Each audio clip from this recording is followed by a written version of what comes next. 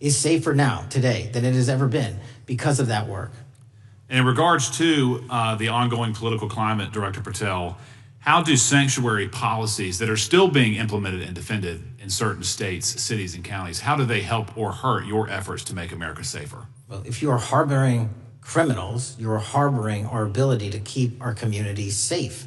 It's that simple. If you have a fugitive warrant for a violent felony offense and we are not able to procure you because of policies or rules that don't allow us to go get them, and time again, we have heard all too many illegal immigrants who should not have been here, murdering women, murdering children, giving drugs to our youth, and raping our children, and that is unacceptable. Straightly put, can you separate immigration enforcement with fighting crime? They're intertwined. Thank you.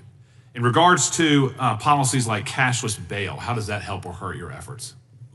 Criminals know that there are certain jurisdictions where if they shoot someone, they'll be out the door within the next hour to do it again. Yeah. And that's an ethos that is, and a system that has been built out over years that we are combating. How is defunding the police around the country, how does that help or hurt? As long as I'm in this seat, we're not defunding any cops. Good. Thank you, Director. I yield back. Gentleman yields back. Mr. Garcia is recognized. Thank you, Chairman Jordan, and welcome.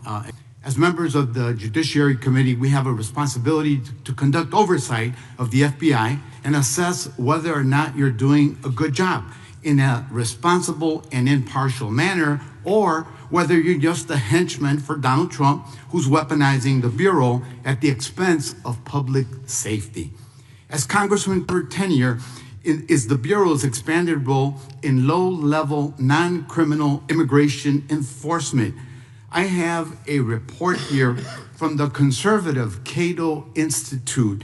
They've obtained ICE documents showing that over 2,500 FBI personnel are now working on immigration enforcement. A yes or no question. Did you sign off on this? 2,500 FBI employees are not currently working on immigration enforcement. Did you sign off on this? On the Cato report? On the 2,500 personnel, FBI personnel that have been reported to now be working on immigration enforcement. I couldn't have signed off on it because it's not happening. You can call it whatever you want, but the reality is that over 2,000 personnel individuals are now working at ICE instead of their jobs. I want to follow up on something that Senator Durbin asked you about yesterday. This article from MSNBC reports that nearly every agent on Baltimore's domestic terrorism unit, who was, by the way, investigating the 764 network of child predators, was diverted to work on immigration enforcement full-time.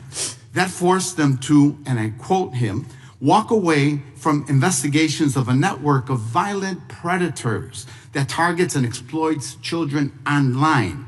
Yes or no? Were you aware that this happened, and did you sign off on it? The premise is false. The 764 network in Baltimore is taken down, and FBI agents do double and triple duty all the time. I'm reclaiming my time. You told Senator Durbin yesterday you didn't know about it, so your testimony is inconsistent today. No, Final question. Let me ask you, again, a yes or no question. Are you aware that agents have been told by supervisors not to documenting their shifting of resources toward immigration-related work? That's a literal another falsehood. It's impossible to move a human being without documenting that work.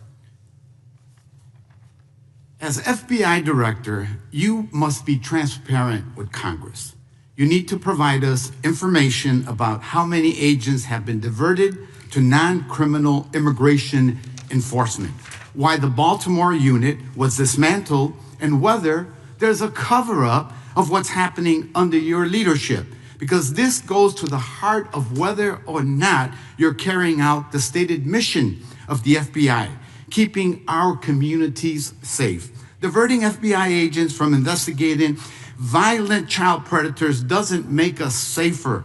using FBI resources to target parents, children, and other immigrants for low-level, non-criminal enforcement doesn't make us safer.